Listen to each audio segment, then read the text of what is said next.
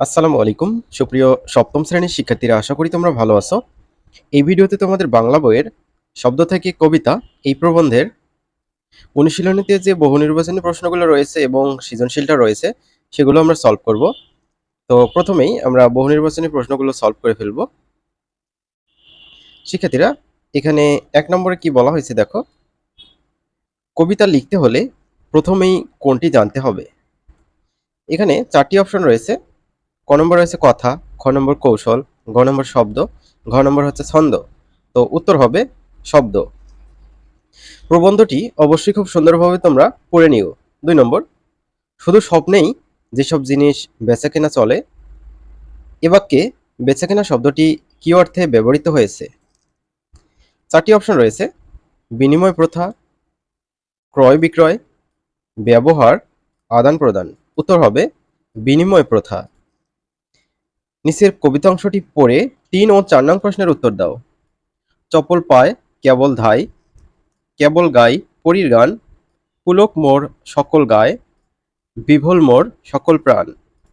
৩ নম্বর, কবিতাংশে শব্দ থেকে কবিতা প্রবন্ধের কবিতা রচনার কোন দিকটির পরিচয় পাওয়া যায়। সঠিক উত্তর হবে ছন্দের ব্যবহার। ৪ নম্বর, উপর্যুক্ত বিষয়টি নিচের কোন কথাটির সঙ্গে সম্পর্কযুক্ত। অপশনগুলো তোমরা পড়ে দেখবা। সঠিক উত্তর হবে দুলে দুলে আসছে। এ পর্যায়ে আমরা এমসিকিউ গুলো সলভ করে ফেললাম। এরপর এখানে একটি সৃজনশীল দেওয়া আছে, সৃজনশীলটা আমরা সলভ করব। প্রথমে আমরা উদ্দীপকটি খুব সুন্দরভাবে পড়ে নেব। মাহফুজা চমৎকার কবিতা লেখেন, জীবনে বিভিন্ন অংশের স্মৃতিকে শব্দের ভেতর সাজাতে পছন্দ তার।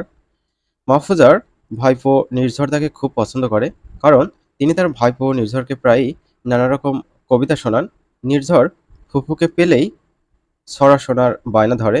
একদিন নির্ঝর তাকে বলে, ফুফু তুমি এত সুন্দর কবিতা কিভাবে লেখো। মাহফুজা উত্তর দেন, তুমি তোমার চারপাশের সুন্দর স্বপ্নময় শব্দগুলোকে বুঝে ধারণ করে রাখবে, দেখবে তুমিও একদিন চমৎকার কবিতা লিখতে পারবে। ক নম্বর, কবিতা লেখার জন্য প্রথমেই কোনটি প্রয়োজন। উত্তর হবে কবিতা লেখার জন্য প্রথমেই শব্দের প্রয়োজন। এরপর খ নম্বরে বলা হয়েছে, কবিতার জন্য দরকার শব্দ, রং বেরঙের শব্দ বুঝিয়ে লেখো। খ নম্বরের উত্তর দেখো, কবিতার জন্য দরকার শব্দ, রং বেরঙের শব্দ। উদ্ধৃত উক্তিটির সাহায্যে লেখক কবিতার বিভিন্ন রকমের শব্দ প্রয়োগের কথা বুঝিয়েছেন। কবিতা লেখার জন্য প্রয়োজন হাজারো রং বেরঙের শব্দ, শব্দের সাথে শব্দ মিলিয়ে সঠিক প্রয়োগ করে সার্থক কবিতা লেখা সম্ভব। শব্দকে সঠিকভাবে ব্যবহার করতে না পারলে কখনোই কবিতা লেখা সম্ভব নয়। তাই ভালো কবিতা লেখার জন্য প্রয়োজন হাজারো রং বেরঙের শব্দ। শিক্ষার্থীরা, কোডহার্টসের অ্যাপ পাবলিশ হয়েছে, তোমরা প্লে স্টোরে গিয়ে কোডহার্টস স্কুল গাইড লিখে সার্চ করবে, তাহলে আমাদের অ্যাপ পেয়ে যাবে। এই অ্যাপের মধ্যে সকল গাইড আপলোড করা হবে। আপাতত গণিত গাইড আপলোড করা হয়েছে, খুব শীঘ্রই তোমরা বাংলা সহ অন্যান্য গাইডগুলো পেয়ে যাবে অ্যাপের মধ্যে। এবার আমরা গ নম্বর প্রশ্নটা সলভ করব। তো এখানে পড়া যাক, কবিতার বিষয়ে নির্ঝরের প্রশ্নের উত্তর শব্দ থেকে কবিতা প্রবন্ধে কিভাবে প্রতিফলিত হয়েছে লেখো। কবিতার বিষয়ে নির্ঝরের প্রশ্নের উত্তর শব্দ থেকে কবিতা প্রবন্ধের কবিতা লেখার জন্য শব্দ বুঝে ধারণ করে প্রয়োগের দিকটি প্রতিফলিত হয়েছে। শব্দ থেকে কবিতা প্রবন্ধে বলা হয়েছে, সাহিত্যের নানা রূপের মধ্যে একটি হচ্ছে কবিতা। আলোচ্য রচনায় কবিতার শিল্পরূপ ও তার বৈশিষ্ট্য অত্যন্ত চমৎকারভাবে বর্ণিত হয়েছে। কবিতা কাকে বলে? যে লেখাগুলো খুব সুন্দরভাবে ছাপানো হয়, যে লেখাগুলোর পণ্যোক্তিগুলো খুব বেশি বড় না, যেগুলোতে একটি পণ্যোক্তি আরেকটি পণ্যোক্তির সমান হয়, সেগুলোই কবিতা। লেখকের মতে, যা পড়লে মনের ভেতর স্বপ্ন জেগে ওঠে, ছবি ভেসে ওঠে, তাই কবিতা। যা পড়লে ২-৩ বার পড়লে ভোলা যায় না, মনের ভেতর নাচতে থাকে, তাই কবিতা। শব্দের সঙ্গে শব্দ মিলিয়ে লেখা হয় কবিতা। অধ্যাপকের মাহফুজা চমৎকার কবিতা লেখেন। স্কুল জীবন থেকেই তিনি নানা শব্দ নিয়ে চিন্তা করেন কিভাবে কবিতা লেখা যায়।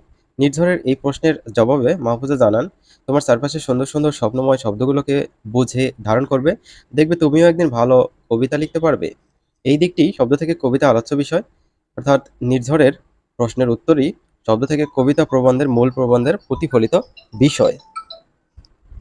এবার আমরা ঘ নম্বর প্রশ্নটা সলভ করব। মাহফুজার উত্তর শব্দ থেকে কবিতা প্রবন্ধের মূল ভাবকে ধারণ করে কি? যুক্তি সহ বিচার করো।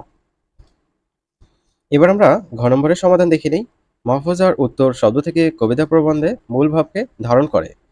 প্রদত্ত উক্তিটির আলোকে শব্দ থেকে কবিতা প্রবন্ধের মূল বক্তব্য হলো, কবিতা লিখতে হলে শব্দের রূপ, রং, গন্ধ চিনে সুন্দর শব্দ চয়ন এবং তা বুঝে মনের ভিতরে ধারণের ক্ষেত্রে জোর দিতে হবে। কবিতা পড়লে মন নিচে ওঠে, গান গেয়ে উঠতে ইচ্ছা করে, চোখে বুকে রং বেরঙের স্বপ্ন এসে জমা হয়, তাই কবিতা। কবিতা লিখতে শব্দের প্রয়োজন হয়, একটি শব্দের পাশে আরেকটি শব্দ বসিয়ে একটি শব্দের সাথে আরেকটি শব্দ মিলিয়ে কবিতা লিখতে হয়। অধ্যাপকের মাহফুজার উক্তিটি কবিতা লেখার মূল প্রেরণার ধারণ করেছে। তাই জীবনে বিভিন্ন অংশের স্মৃতিকে শব্দের ভেতর সাজাতে পছন্দ তার, কারণ শব্দ ছাড়া কবিতা লেখা সম্ভব নয়। তাই তো মাহফুজা নির্ঝরকে স্বপ্নময় শব্দগুলোকে বুকে ধারণ করতে বলেছেন। শব্দ থেকে কবিতা প্রবন্ধেও প্রাবন্ধিক কবিতা লেখার জন্য শব্দের গুরুত্বের কথা বলেছেন। তাই শব্দই কবিতার গাঁথুনিকে চমৎকার করে। উল্লেখিত আলোচনার প্রেক্ষিতে বলা যায়, মাহফুজার উত্তর শব্দ থেকে কবিতা প্রবন্ধের মূল ভাব। আশা করি তোমরা এগুলো বুঝতে পেরেছো। আমরা পরবর্তী ভিডিওতে পরবর্তীতে যে পাঠ রয়েছে সেই পাঠের সৃজনশীল এবং এমসিকিউ সলভ করব।